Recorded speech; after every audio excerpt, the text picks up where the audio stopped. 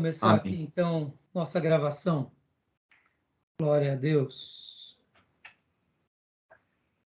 Começando aqui nossa gravação. Já oramos, como é praxe. E hoje estamos na nossa 8ª aula de escatologia. Glória a Deus. Que bênção, né, irmãos? 8ª aula. Glória a Deus. E hoje a nossa pauta será sobre o anticristo, a besta, o falso profeta. Hoje a gente vai trabalhar bastante sobre esses assuntos. E como é praxe, hoje nós iremos ler não só um texto bíblico aqui na abertura, mas também iremos ler muitas porções das Escrituras. E eu quero começar um texto com vocês que se encontra em Mateus 24, do 15 ao 21. Mateus 24, do 15 ao 21. Quem pode ler para nós?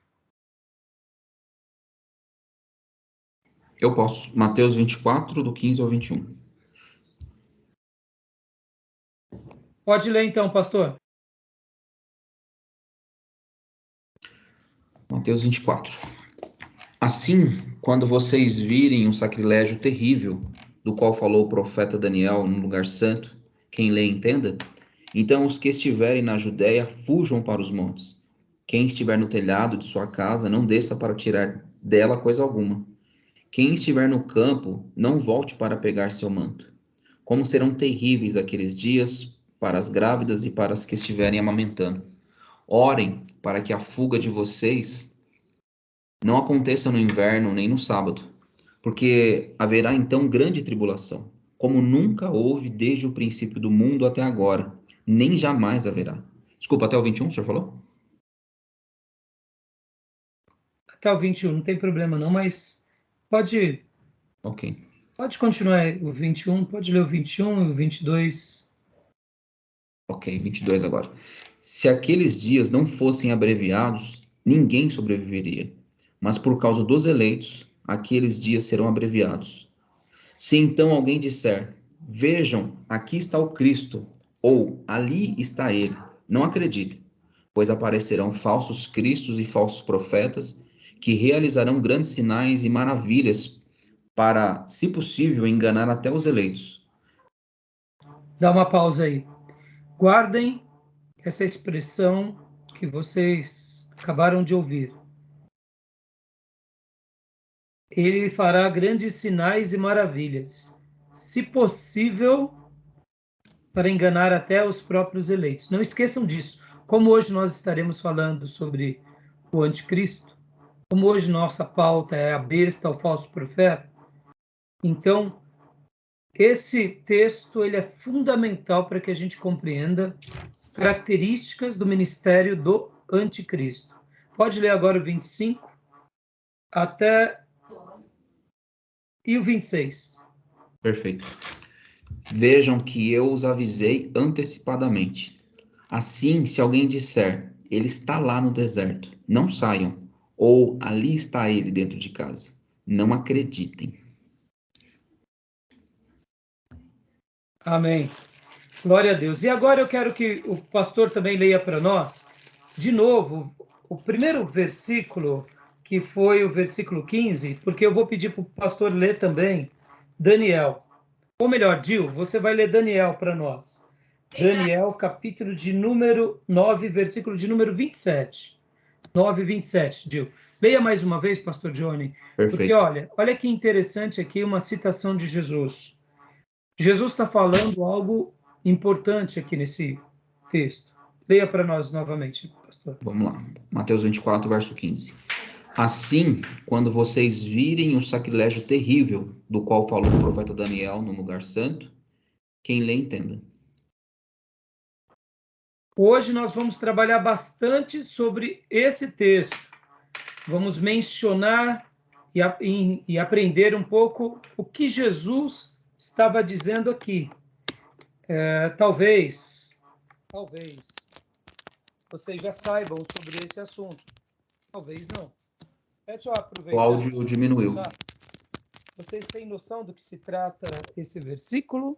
Nas leituras que vocês fizeram que ao longo do ministério vocês já aprenderam algo sobre esse texto? Pastor, o seu áudio diminuiu e agora que voltou, assim, eu não ouvi muito bem. Tá.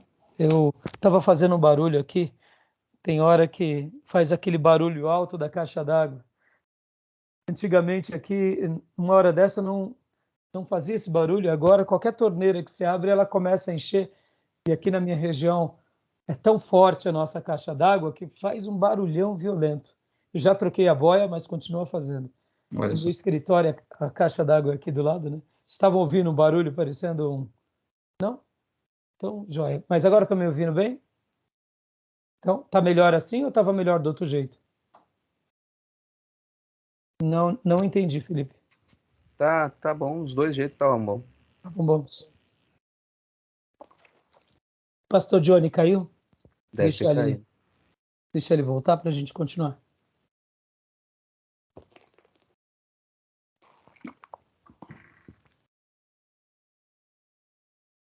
Bom, enquanto ele volta, eu tinha feito uma pergunta.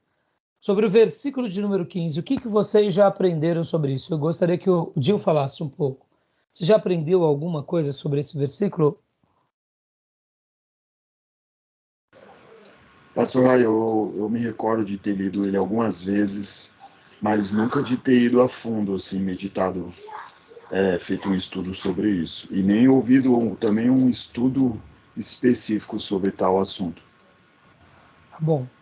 E na leitura dos livros, você chegou a se deparar com algum assunto ou não? Do Russell Shedd eu não me recordo se cita sim. Do Russell Shedd eu li e cita esse Mateus 24 aqui sim. Mas não me lembro também do assunto abordado, assim, os detalhes que ele falou. Você não lembra agora, né? Tá Não bom, lembro agora. maravilha, não tem problema. Pastor Johnny, eu tinha acabado de perguntar, antes de cair a sua linha, o seguinte, sobre o versículo 15, né? Assim, quando vocês virem o sacrilégio terrível, do qual falou o profeta Daniel, no lugar santo, quem lê, entenda. Você já aprendeu algo sobre o assunto? Você já leu algo sobre o assunto? Ou ainda não? Pastor, ainda não. Inclusive, o Gil falou do Russell Shedd, né? O senhor mesmo comentou, eu tinha parado a leitura e estou retomando, então não cheguei no ponto onde ele faz menção desse capítulo, não. Tá joia. E Felipe, gente, e você? Já ouvi algumas vezes, mas não me recordo agora. O do livro do Shed eu não peguei para ler ainda, eu tô terminando do Zé, né? Eu li o Gruden, mas ele não chegou a comentar, acho que muito a fundo esse versículo 15 de Mateus. Mas quando fala aí do sacrilégio, tá falando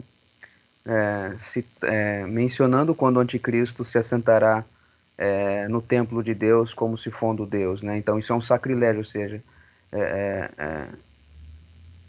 se pôr como um Deus naquele lugar né, que até então era o lugar para o Deus Santo, é algo terrível, né? E o problema não é esse, né? O problema é que milhares e milhares de pessoas acreditarão nesse teatro todo de Satanás, né? Sim, sim. De fato, como eu fiz a pergunta, porque de repente vocês já tinham aprendido sobre o assunto, mas não tem nenhum problema, até porque, como de fato muitas profecias e muitos ensinamentos nós não temos aquela clareza de tudo que se trata. Então, esse é um daqueles textos em que a gente acaba aprendendo mesmo com algumas literaturas, aprendendo mesmo com algumas explicações teológicas, e também, é claro, como tudo em escatologia é passível de questionamento, esse é um assunto também passível de questionamento. Então, a gente vai estar mencionando. Eu fiz a pergunta mesmo para provocar, para querer saber, mas a gente está aqui para isso, é para tentar esclarecer. E é óbvio, né? Eu vou tentar explicar também um pouco daquilo que eu aprendi. Porque, de fato, muitas coisas, eu digo para vocês sem medo de errar, eu aprendi também no seminário com os meus professores, eu aprendi com os meus mestres, então nem tudo também eu aprendi lendo, eu aprendi em aula, em vídeos, em leituras, e aí a gente vai aprendendo paulatinamente, como tudo na vida, tá bom? Então, maravilha. Então, para fixar o texto aqui de Mateus 24:15, leia mais uma vez, Pastor Johnny, e agora, logo na sequência, eu quero que o Dio leia Daniel 9:27. Vamos lá. Assim, quando vocês virem o sacrilégio terrível, do qual falou o profeta Daniel, no lugar santo, quem lê, entenda. Ótimo, muito obrigado. Agora, por favor, Dio leia para nós, Daniel. O termo usado na minha Bíblia é bem diferente. Fala o abominável da desolação. Por No isso que qual? eu No texto lembrei da literatura de Mateus? de Mateus. Isso, então pode ler também. Sim, quando virdes o abominável. Quando virdes o abominável da desolação, que falou o profeta Daniel no lugar santo, quem lê entenda. Por isso que eu lembrei do termo do livro que eu li, o abominável da Isso. desolação. O abominável da desolação. Por isso que o comentário que o Felipe fez é bem propício. O comentário do Felipe é um comentário baseado no entendimento de fato do que acontecerá no futuro. Mas Jesus aqui, quando ele fala quem lê entenda, ele estava se referindo também a um acontecimento que todos os judeus naquele dia sabiam do que ele estava falando, porque Daniel tinha feito uma profecia, essa profecia de Daniel tinha se cumprido, e agora Jesus está dizendo algo assim como houve o cumprimento da profecia em Daniel com tal pessoa, o anticristo será também uma pessoa dessa natureza, terá esses comportamentos, terá essa atitude hostil contra Deus e contra tudo que é sagrado. Seria mais ou menos isso que Jesus estava falando. Então, vamos lá para Daniel 9:27, por gentileza, Gil. Daniel 9:27. Que me intriga aí, pastor. Como, filhote? Que me deixa intrigado nesse texto, ele mesmo lendo o texto de Daniel, que sacrilégio terrível é esse, né? Então, é por isso que é aqui, filhote, isso que olha como é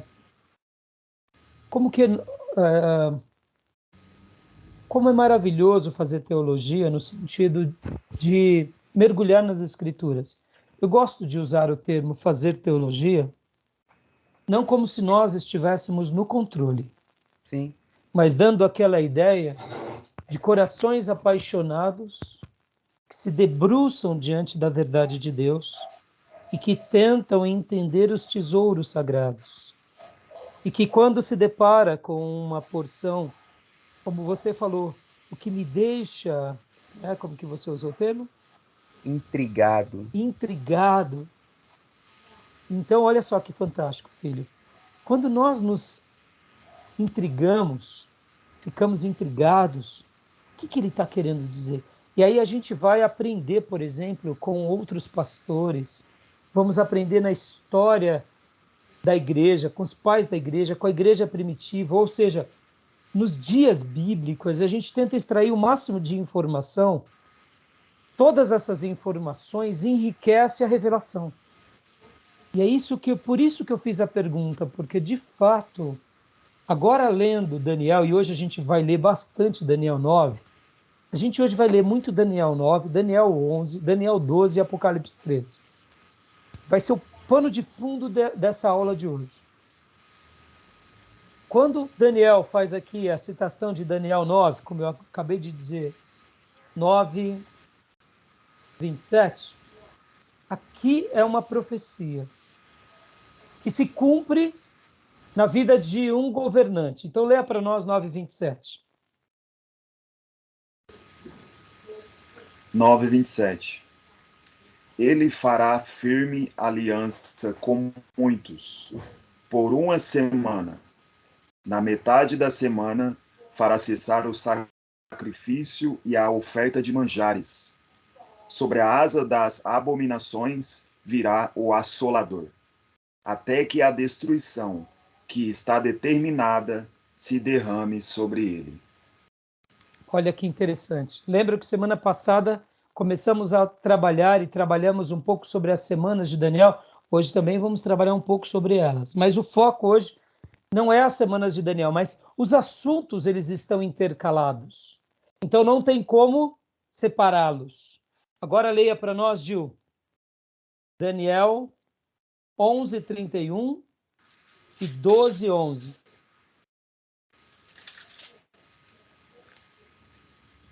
Onze 31. Dele sairão forças que profanarão o santuário, a fortaleza nossa, e tirarão o sacrifício diário, estabelecendo a abominação desoladora. E agora 12:11. Depois do tempo em que o sacrifício diário for tirado e posta a abominação desoladora, haverá ainda 1290 dias. Bem-aventurado o que espera e chega até o 1335 dias. Maravilhoso. Bom, então a gente já leu aqui essas porções. Eu já vou dar um preâmbulo para facilitar, porque a pauta de hoje, irmãos, tratando sobre o anticristo, a nossa pauta, a gente vai tratar sobre a pessoa dele, sobre os termos, como ele também é chamado, besta, o falso profeta, ou o próprio falso Messias, ou anticristo. Então, em primeiro lugar, a gente vai entender um pouco sobre o tema da forma espiritual que a Bíblia trata o anticristo. Ou seja, é um entendimento espiritual desse tema, principalmente nos dias apostólicos. Como os apóstolos enxergavam isso. Segundo lugar, vamos tratar sobre o entendimento literal do tema nas eras cristãs. Ou seja, como os nossos irmãos do passado viam isso, a partir da história da igreja. Depois, em terceiro lugar, a gente vai trabalhar num entendimento literal, espiritual e apocalíptico sobre o tema. E, por fim, a gente vai, então, falar um pouco sobre os materiais, os livros, que farão a ponte para dar uma compreensão sobre esse tema. Então, aqui explicando um pouco agora, irmãos, um assunto que, respondendo aquilo que o Felipe disse, né, que ele fica intrigado, e realmente é de se ficar intrigado. Olha só que interessante. Alguém já ouviu falar em Antíoco Epifânio? Já. Não lembro quem era, mas eu já ouvi falar do nome desse camarada aí. Já também. Imperador, Antíoco né, pastor? Epifânio. Quem foi Antíoco Epifânio? Antíoco Epifânio, irmãos, ele foi um líder, um governante da Síria, que governou. Ele era descendente do Seleuco, que era um dos generais de Alexandre. E ele recebeu o território da Síria após, no caso, o Seleuco recebeu o território de Alexandre. Então, era um daqueles generais de Alexandre. E Antíoco Epifânio foi um descendente de Seleuco. E ele viveu por volta do ano 175 a 164 a.C. Só que tem uma característica bem interessante. Como ele era governante da Síria, ele também invade Jerusalém. E por ele invadir Jerusalém, ele pratica vários atos cruéis sobre os judeus. E um dos atos mais horrorosos e mais cruéis que ele pratica foi o quê? De ter feito o sacrifício de um porco no altar do templo. Então, imaginem a revolta dos judeus nos dias de Antíoco, porque talvez agora vai ficar claro um dos livros do Velho Testamento, que para nós é um livro canônico, mas que relata um pouco essa história. Qual é a história? É a história dos Macabeus. Então, olha que interessante. Lá em 1 Macabeu, do capítulo 1, do versículo 10 ao versículo 61, menciona alguns detalhes sobre isso. Como é praxe, nós não conservamos os livros, como nós chamamos, para nós eles são livros apócrifos, né? Ou seja, não são canônicos, mas na Bíblia Católica está incluída. Para nós, o que esses livros são? Esses livros são livros judaicos que contam a história do povo judeu, principalmente a revolta dos Macabeus, contra, de fato, por exemplo, Antíoco Epifânio, contra aqueles que tentavam dominar Jerusalém e, em especial, o templo. Então, o que acontece? Antíoco Epifânio, ele reina sobre o Egito, ele domina sobre vários lugares, e um dos atos que ele pratica é esse, de fato, a profanação do templo de Jerusalém. Então, o que acontece? O ato dele foi visto por muitos judeus como um ato desonroso, como um ato blasfemo, como um ato desrespeitoso. Olha que interessante, irmãos. O próprio Alexandre o Grande, quando ele domina sobre todos os territórios e ele vai dominar sobre Israel, ele tem uma visão, ele tem um sonho, e por causa disso, ele trata o povo judeu com muito respeito. Podem ver que no Império Grego, Alexandre o Grande não pratica nenhum ato de atrocidade contra os judeus. Mas os seus descendentes já não pensavam assim. E Antíoco Epifânio, alguns vão falar que é Antíoco IV, ele tem esse ato cruel.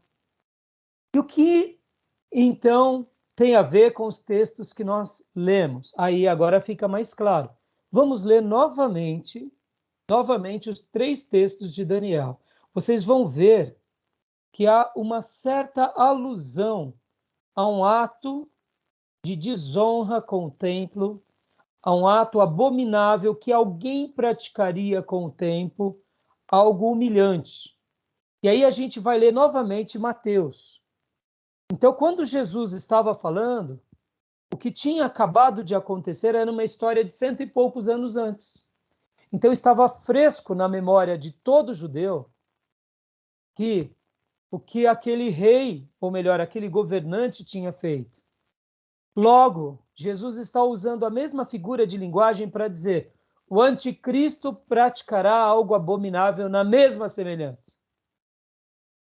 Ele não necessariamente fará sacrifício de porco, mas o que ele fará é pedir a adoração para ele, ou seja, é um ato vil, como se fosse a oferenda de um porco. Por isso que Jesus, ao relatar o texto, ele fala: quem lê, entenda. Ele já diz: olha, eu como rei dos reis, me posiciono diante de vocês, eu como rei dos reis, me apresento e vocês reconhecem, me validam como Messias, eu posso ser adorado, eu posso ser glorificado por vocês porque eu sou Deus, mas vai vir alguém que é falso, vai vir alguém que é o anticristo, que realizará prodígios e, se possível for, ele vai enganar até os eleitos e ele vai praticar atos abomináveis.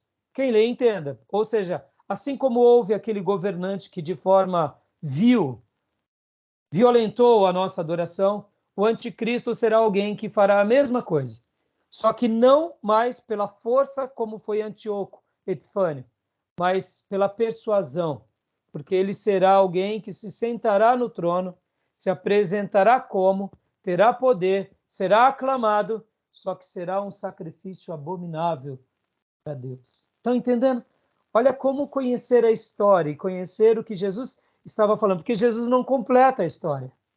Porque essa história era comum para os judeus, mas não é comum para nós. Por isso que quando a gente lê a história, é maravilhoso conhecer um pouco as os ocorridos paralelos.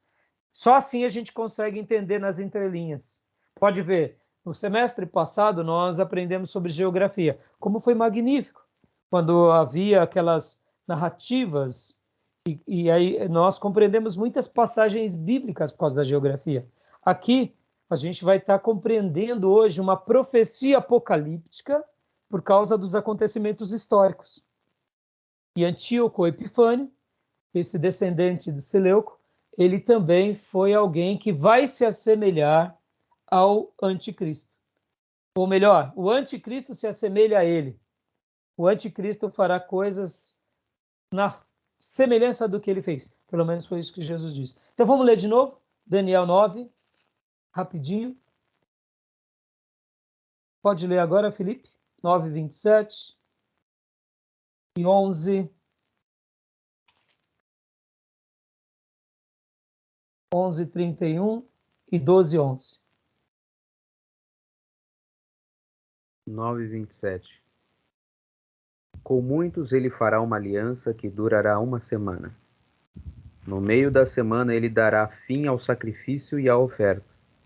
E numa ala do templo será colocado o sacrilégio terrível, até que chegue sobre ele o fim que lhe está decretado. Esse texto a gente entende que em parte se cumpriu com Antíoco Epifânio, em parte. Porque ele também é uma alusão apocalíptica. Lembra aquilo que eu falei sobre os tempos da profecia? Uhum. Né? 11:31 e 12:11. Suas forças armadas se levantarão para profanar a fortaleza e o templo. Acabarão com o sacrifício diário e colocarão no templo o sacrilégio terrível. Aqui sim é nítido, só faltou o nome de Antíoco Epifânio, entendeu? Aqui só faltou o nome de Antíoco Epifânio, porque a profecia de Daniel fazia alusão a um acontecimento no templo, a um acontecimento de impedimento de adoração, e Antíoco Epifânio foi esse que impediu. Olha que interessante, como eu disse há pouco, nem Alexandre o Grande fez isso, nenhum outro imperador fez isso. Depois de Alexandre o Grande, né, tivemos esses governadores, depois temos também o Império Romano, eles respeitaram, mas Antíoco Epifânio foi esse intruso. Então, por isso que eu estou dizendo que quando Daniel profetizou sobre o templo, ele estava falando lá do advento futuro, mas que não deixa de gotejar de uma forma parecida na história antes de Cristo. É aquilo que eu falei sobre os tempos de uma profecia. É como eu falei semanas atrás sobre Joel 2. Nos finais dos tempos, ainda estamos nos finais dos tempos. Ou seja, não mudou.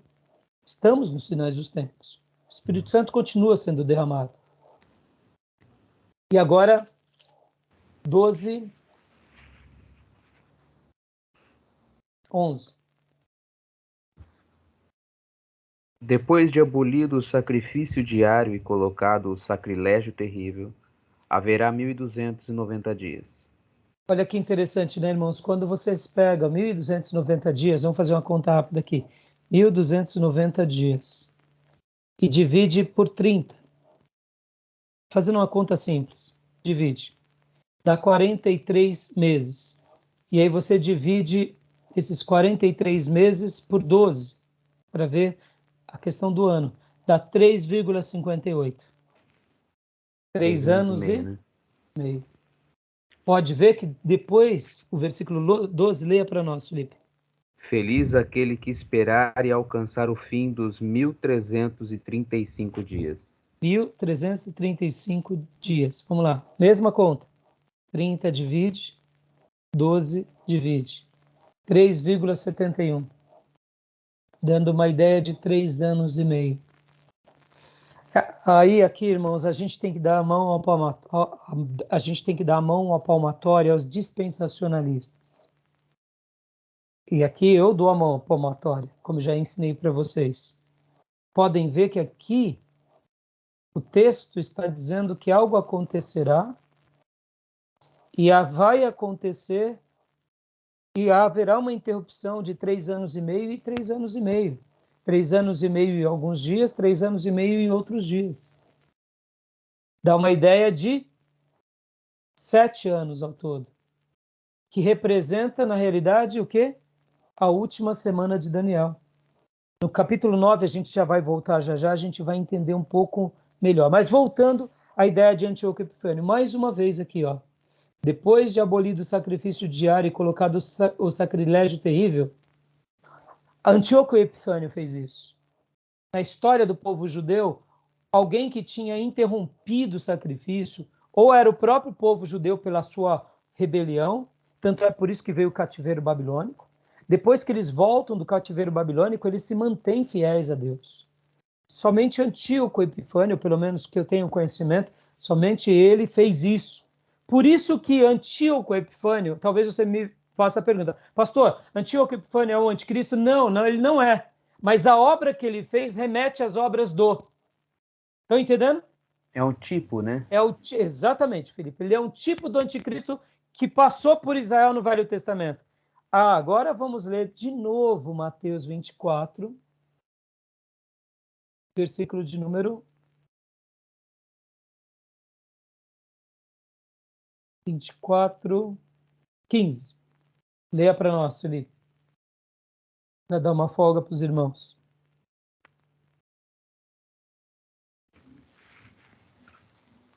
Assim, quando vocês virem o sacrilégio terrível, do qual falou o profeta Daniel no lugar santo, quem lê entenda.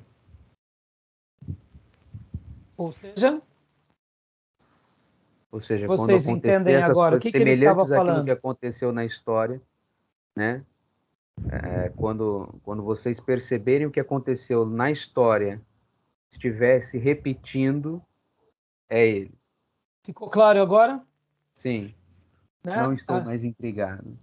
Não, mas você vê como que como é fantástico, né, filho?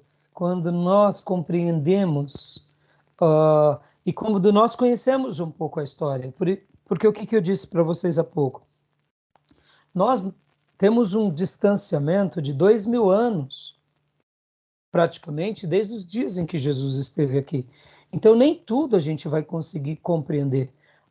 Há muitos obstáculos para que a gente compreenda as Escrituras. O primeiro obstáculo é da língua original para a nossa língua.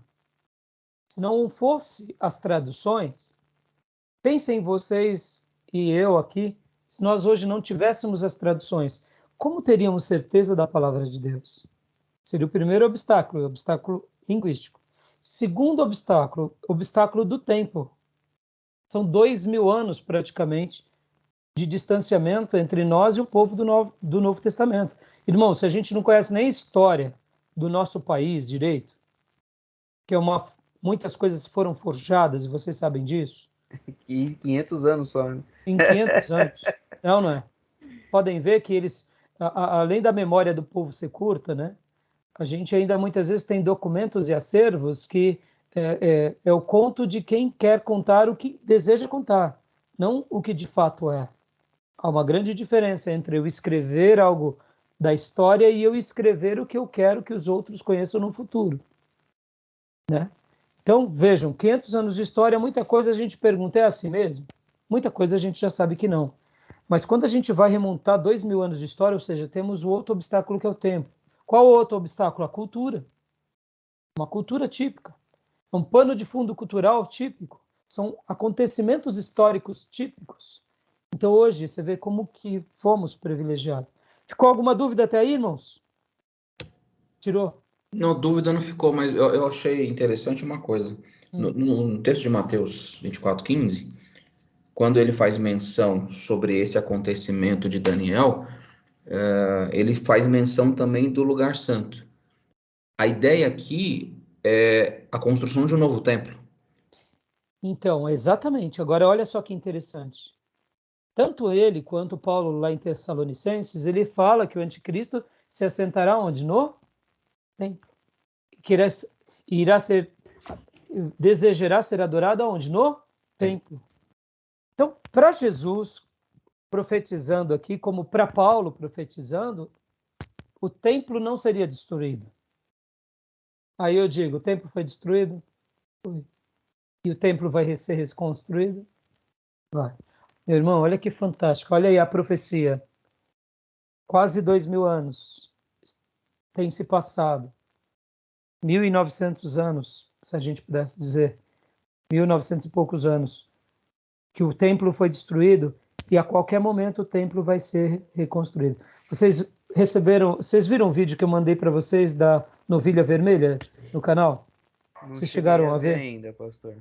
Então, assistam, porque é um rabino que está fazendo menção sobre a bezerra ou a novilha vermelha.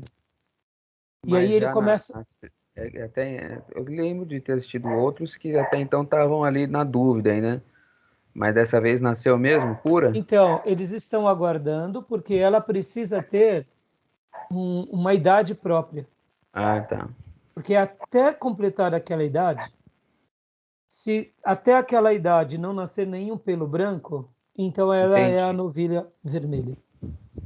E ela é o único sacrifício, ou um dos únicos, né? Porque tinha os bodes Sim. expiatórios, lembra disso? Ou o cordeiro expiatório, que ia para o deserto.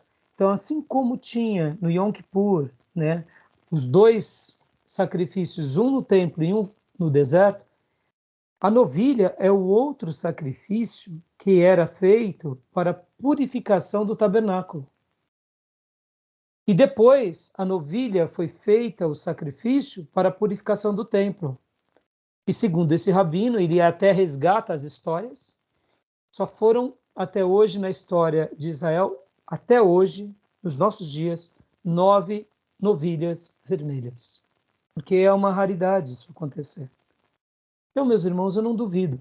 Segundo alguns estudiosos, essa novilha vermelha ela foi gerada em laboratório, mas não omite o fato dela passar a existir.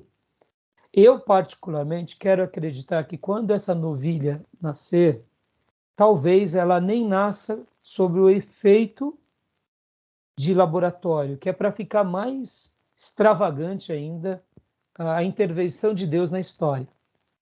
E aí é um momento contundente aonde os judeus e os rabinos, em especial a tribo de Coré, porque eu não sei se você sabe, uma das poucas tribos que ainda se tem identificação são a tribo de Coré, que é a tribo dos sacerdotes. Muitos judeus sabem que são judeus, de qual tribo eles não sabem, mas a tribo dos sacerdotes até hoje ela é mencionada, ela é guardada, ela é zelada. E olha que fantástico, meus irmãos. Possivelmente, quando isso acontecer, será a evidência de que os sacerdotes, ou os rabinos, eles estarão fazendo a purificação do templo para construir o templo. É o que a gente entende. Por isso que a gente compreende que, segundo o ritual judaico, eles vão tomar essa decisão. Agora entendam, irmãos, nada disso está no Novo Testamento, tá bom?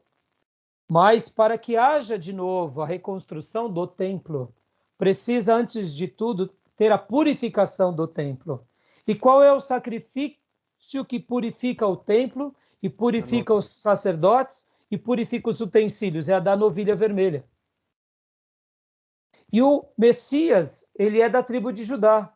Ele não é da tribo de Coré, dos coraitas. Logo, ele vai estar também por ali. Se não estiver por ali, vai estar chegando. Uma coisa é fato, irmãos. O templo vai ter que ser reconstruído. Porque, como o Gil disse aqui, é categórico. O templo está no texto. E no Novo Testamento, a gente vai ver o templo também juntamente com o anticristo. Ou seja, não tem como fugir. Eu quero acreditar, meus irmãos, que Deus permitiu a destruição do templo para deixar até mais dramático a profecia sobre os finais dos tempos. Pensem assim, que se o templo nunca tivesse sido destruído, então qualquer um que se assentasse ali no templo e se declarasse como o Messias poderia ser o anticristo. Mas Deus permitiu a destruição para deixar claro o seguinte: eu domino na história. E um dia, quando eu for realizar a última semana de Daniel, que é o meu acerto de contas com cada habitante desse planeta, inclusive eu estarei também acertando os meus ponteiros com o meu povo eleito, que é os descendentes de Abraão, eu vou permitir que o templo seja reerguido. Porque eu vou mostrar a minha glória, porque eu sou o Senhor da história. Para mim... Isso é graça pura, pastor. Hã? Isso é graça pura, porque mesmo... Imagine quantas pessoas não se converterão ao ver o templo sendo construído, lembrando do que foram falados pelos pastores, pela igreja. Então, mas você sabe, filho, eu passei também nessa semana aquele debate entre um pré-tribulacionista e um pós-tribulacionista, que é um pastor presbiteriano e um pastor assembleano. Foi extraordinário. O pastor assembleano, um conhecedor de Bíblia profundo, um homem muito habilidoso. A primeira parte do bloco ele dominou, mas o pastor presbiteriano, na segunda parte do bloco, ele foi muito sensato e ele concluiu de uma forma brilhante. E uma das coisas que o pastor presbiteriano mencionava era: eu me preocupo com a ideia dos dispensacionalistas. Porque no momento em que o templo foi reerguido, no momento em que as cerimônias forem feitas, muitos cristãos irão adorar a Deus lá no templo. E ele falava assim: eu fico me perguntando. Faz sentido. Faz sentido. Podem ver que hoje, por exemplo, quantos cristãos vão adorar a Deus no Templo de Salomão, do Edir Macedo, e ficam impressionados com a obra. Imagine no dia em que for o Templo de Jerusalém, o verdadeiro Templo de Salomão, sobre a orientação de sacerdotes. Vai se tornar a Meca dos crentes, né? Vai estar... Agora, que tipo de crente? Aí onde entra a preocupação do pastor presbiteriano, que eu endosso. Meus irmãos, já disse em aula e está gravado aqui, que sirva para a posteridade. O Templo de Salomão é a Aparecida dos crentes. É um lugar de idolatria a Mamon, ou a Baal, que é o Deus da prosperidade. Guardem isso, essa é a minha opinião. Deus nos mandou pregar o evangelho e edificar igrejas, e não templo. O Templo de Salomão, ele tem, na minha opinião, isso é minha opinião, ele tem a influência do espírito desse século, que é o espírito desse mundo, que demonstra que quanto mais você tem, mais poderoso você é. E porque eles adoram o dinheiro e eles são avarentos, a construção do templo é status quo espiritual. Mas, na minha opinião, o Espírito Santo já não está lá há muito tempo. E muitos cristãos vêm de vários lugares do mundo adorar a Deus ali, achando que estão dando um tributo a Deus enquanto estão adorando a Baal ou a Mamon, ao Deus do dinheiro ou ao Deus das riquezas. Para mim, o Senhor, mais cedo ou mais tarde, os reprovará. Porque Deus nos mandou pregar o Evangelho, Deus nos mandou anunciar as boas novas e Deus nos mandou edificarmos igrejas e não templos. Então é bem simples, e podem ver que o templo verdadeiro de Deus somos nós, que somos o templo do Espírito Santo. No Novo Testamento, o único templo que o Espírito Santo ratifica é o templo que o cristão é, possuidor do Espírito Santo, onde o Espírito Santo o conduz e ele é pleno do Espírito Santo. Podem ver que sozinhos somos templos, mas quando somos unidos, somos igreja, é eclesia, é ajuntamento, é congregação dos santos, é assembleia dos santos. E podem ver que no Novo Testamento, o próprio Cristo disse que aquele templo seria destruído, e ele reergueria em 3 dias, se tratando do corpo dele. Hoje nós adoramos a Deus em espírito e em verdade. Nós entramos diante do Santo dos Santos, porque o véu foi rasgado. Ou seja, toda a construção do Novo Testamento é mostrando que agora há uma nova era, uma nova dispensação, uma nova fase. Aí talvez você diga, mas e por que os judeus não destruíram o templo? Porque isso era um assunto de Deus, e não um assunto dos discípulos. Podem ver que o próprio Cristo poderia ter se reunido com seus discípulos e mandado destruir o templo, mas não era essa a proposta. Porque Deus tem um propósito com o Velho Testamento, Deus tem um propósito com o Novo, Deus tem um propósito com o povo judeu, mas Deus restabeleceu um novo propósito com quem? Com o seu povo, agora lavado e remido no sangue do Cordeiro, que é quem? A igreja, composta por quem? composta por judeus e por gentios. Quem é a igreja, irmãos? A igreja nasce no meio do povo judeu, mas ela se expande para o povo gentio. Então, quem é a igreja em essência? É um conglomerado de convertidos, sendo judeus e gentios que creem em Cristo e o adoram em espírito e verdade, e que edificam a igreja. E podem ver que a igreja de Jesus no Novo Testamento, ela é feita de quê? De pessoas nas casas. Não são templos, não são instituições e muito menos um templo suntuoso. Por isso que tudo isso vai ficando claro e evidente que essas coisas só preparam as coisas para o anticristo e não para o próprio Cristo. Na minha opinião, o Templo de Salomão já é um prenúncio do sinal do anticristo entre nós. Guarde isso, irmãos. Eu não duvido disso. Para mim, é um prenúncio do espírito do anticristo mapeando as mentes e preparando os corações para a vinda do anticristo. E ludibriando os crentes tolos.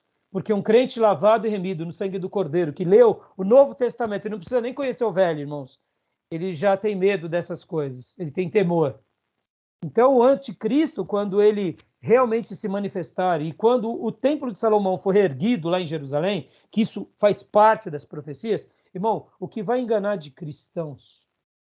Por quê? Porque eles querem o lugar do status, irmãos. E é por essa razão que aqui eu até quero deixar aqui um alerta a vocês.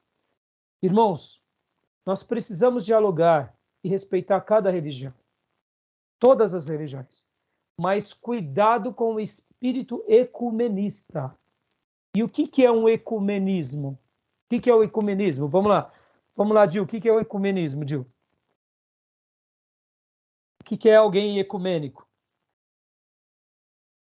Pastor Johnny, então, antes do Gil.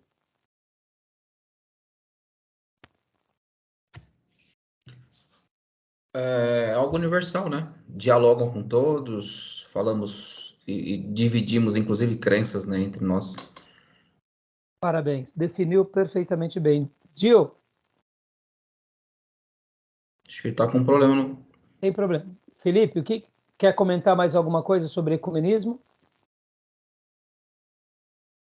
Na verdade, é você meio que querer conversar e tentar trazer pontos de convergência entre as religiões para que elas meio que se tornem hidras, né? Como acontece, por exemplo, com o candomblé e o catolicismo, né? Eles misturam tudo ali, tentando, meio que somos irmãozinhos, né? Todas as religiões nos levam a Deus, esse é o ponto principal. Exatamente, responderam muito bem. Gil, você está aí, Gil? Está me ouvindo? Bom, já ele participa, não tem problema. É isso aí, você responderam perfeitamente bem. O que é o ecumenismo na sua essência? O ecumenismo é isso.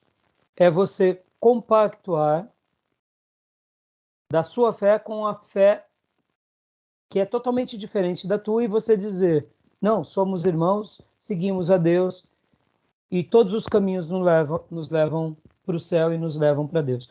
Agora, guardem isso, irmãos. Olha só como caminhar essa praia ela é difícil, porque tem hora que você está aqui caminhando nessa praia e vê uma onda forte e te arrasta para o meio da água. Então, o divisor das águas é muito difícil nesse momento. Porque você tem que ter o respeito por todas as religiões.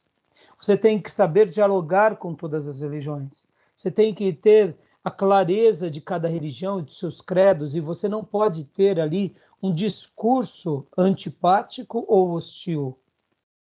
Nós temos uma pregação clara, mas nós não precisamos ser mal educados. Nós confundimos muitas vezes o que é mal educação e discordância. Nós ofendemos em nome do evangelho. Está errado. A gente não precisa ofender, a gente não precisa agredir, a gente simplesmente ensina a palavra. E o modelo para a gente caminhar nesse divisor de águas é Jesus, que são os apóstolos. Podem ver que Jesus convivia com todas as pessoas e Jesus não o ofendia. Jesus as amava, Jesus pregava, Jesus falava, Jesus pontuava e de forma inteligentíssima persuadia. E de forma ungidíssima ele convencia, porque é pelo poder de Deus, e não é pela força das nossas habilidades. No semestre que vem, nós teremos Pedagogia 1, ou Educação Religiosa 1, e a gente vai trabalhar sobre a pedagogia de Jesus. Vai ser uma aula maravilhosa. Mas voltando. Então, qual que é uma das características do movimento do anticristo? É o ecumenismo. É a aceitação. É aquela empatia de credos. É aquela maneira de se ajustar. Irmãos, existem coisas que não se coadunam. Então, você não precisa maltratar as pessoas por causa disso. Isso vale para tudo, viu, irmãos? A questão da política. Pode ver como a gente é menino, intolerante quando se trata de política, quando se trata de time. A gente precisa saber conversar. A gente precisa dar os braços a torcer. Por exemplo, irmãos, eu me lembro de uma ocasião, eu trabalhava no pregão e eu era gerente do pregão pelo HSBC. E eu me lembro que nós estávamos procurando um bom auxiliar de pregão. E dentro dos auxiliares de pregão, tinha um garoto lá que ele tinha um jeitinho muito afeminado.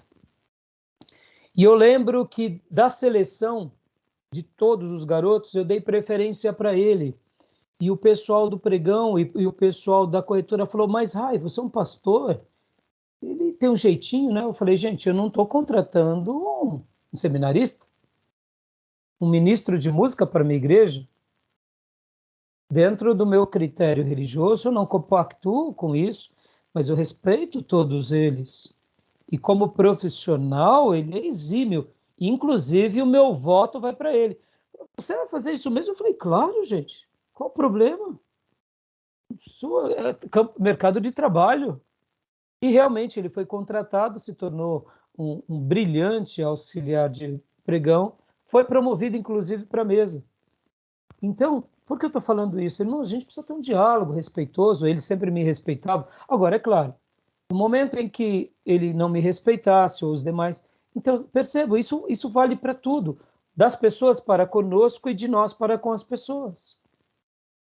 Nós temos que saber conviver em paz. Irmão, você pode dialogar com o padre, com um pai de santo, com um líder muçulmano, e viverem pacificamente, ter uma boa amizade com ele. Isso não quer dizer que você é um ecumenista. Estão entendendo, irmãos? E aqui, irmãos, eu estou gastando esse tempo aqui com vocês, porque eu vejo como o povo de Deus é tolo nesse sentido. Eles já rotulam como um endemoniado, e eles que fazem o papel de endemoniado da história. Porque, na realidade, irmãos, se uma coisa que nós aprendemos no cristianismo é quanto maior é o meu cristianismo, o meu nível de humanidade é muito mais elevado. Então eu vou ser mais tolerante, mais amoroso, mais pacífico e mais compreensível, e vou ser mais enérgico, sim, naqueles valores que eu de fato defendo. Simples assim. Então guardem isso. Não podemos enveredar para o ecumenismo, mas precisamos saber conversar com todas as pessoas e ter, eu diria, maturidade de poder argumentar com elas, tá bom? Então vocês responderam muito bem. Gil, voltou aí, Gil? Sim, pastor, a minha internet está bastante. Tá oscilando, né? Tá oscilando demais, mas consegui conectar novamente. Tá Vamos ver se ótimo, melhora. então. Você conseguiu compreender sobre o que eu falei sobre ecumenismo? Pastor, quase nada, estava cortando tudo, Então tá mas bom. Mas então depois eu depois, revejo. isso, você revê, Gil, só porque eu faço questão que você ouça esses últimos 10 minutos, vai ser muito Claro. importante para a sua compreensão, tá bom? Sobre o Então vamos lá, meus ecumenismo, irmãos. né? Oi? Desculpa, Gil. Sobre o ecumenismo você falava, né? Isso, tá bom? Certo, tá bom. Então vamos lá, gente.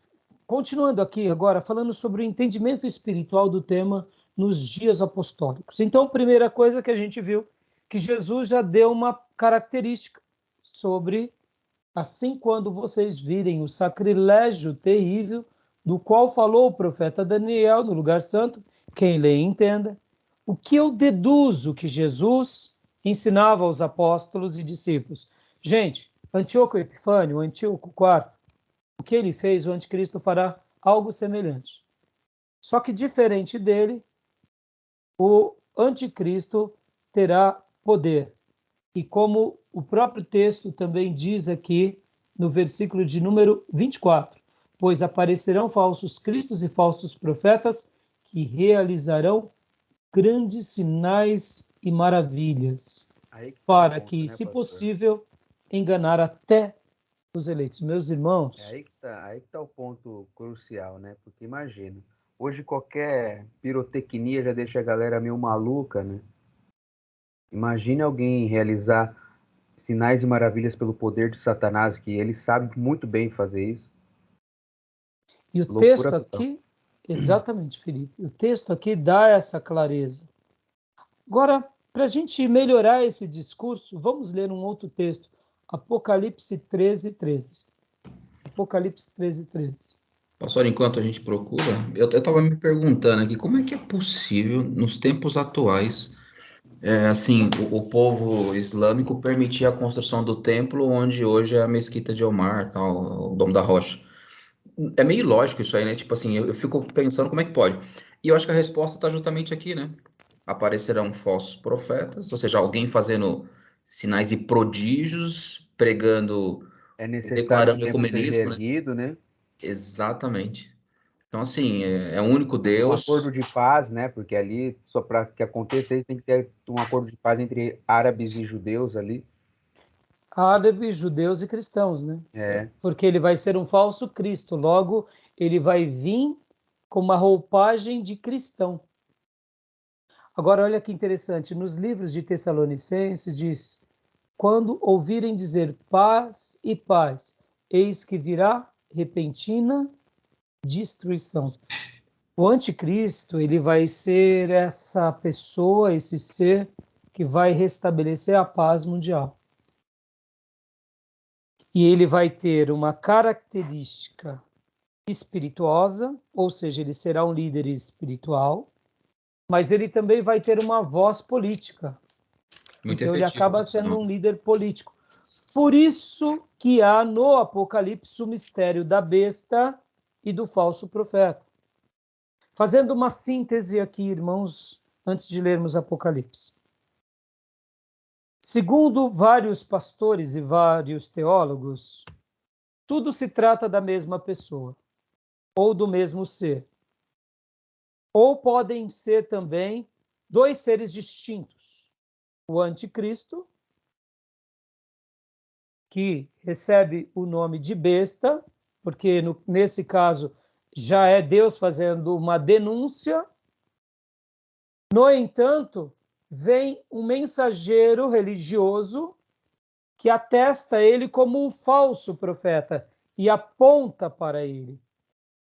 As profecias, as nomenclaturas, a maneira que se apresenta, tem hora que se mesclam e fica difícil de discernir.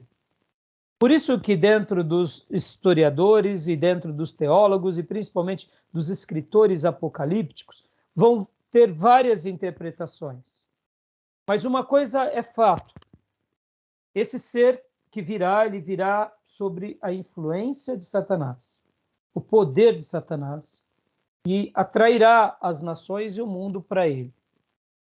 Se haverá um mensageiro que leva a humanidade a apontá-lo, a vê-lo como tal, pode ser que sim. Se não, se trata da mesma pessoa. Eu sei que isso tudo é muito confuso, por isso que a gente vai estar lendo mais textos bíblicos e depois teremos alguns outros livros, mas as entrelinhas nas escrituras fazem menções, eu diria, dando esse mix, dando esse conglomerado. Tá bom? Tudo bem até aí? Tranquilo? Eu vou dar uma Pastor, pausa na gravação, porque está dando 1 hora, eu vou abrir uma nova gravação. Tá bom? Só um minuto.